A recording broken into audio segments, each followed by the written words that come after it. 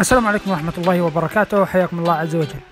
اليوم إن شاء الله بنتكلم عن توقع يونس محمود عن مباراة اليمن وإيران أمس في برنامج المجلس على قناة الدوري والكأس.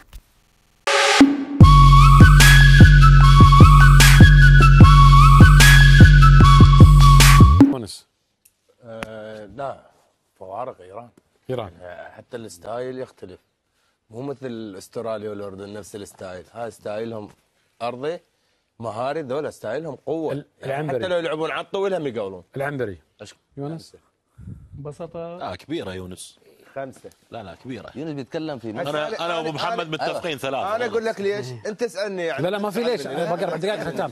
يونس بكره قول لي ليش. مو حتى أقول لك حتى تعيد لي إياها بالتسجيل. لا 5 يعني فريق ضعيف. بكره اني لما قلت لكم مسافة والله منه ما بتزعلوا. طبعا بالفعل انتهت مباراة اليمن وإيران منذ قليل بنتيجة 5-0 لصالح المنتخب الإيراني بسبب قوة الفريق الإيراني وضعف المنتخب اليمني، الذي كان سبب الخسارة الأكبر وحارس المنتخب اليمني الاحتياط الذي لم يوفق اليوم في المباراة. أول ظهور للمنتخب اليمني في بطولة كأس آسيا، وكانت أمام المنتخب الإيراني القوي والعنيد، مما أدى إلى الخسارة.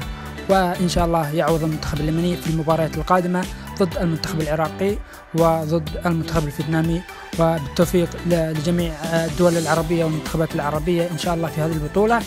والسلام عليكم ورحمة الله وبركاته. لا تنسى الاشتراك بالقناة والإعجاب بالمقطع وتفعيل زر التنبيهات. شكرا جزيلا.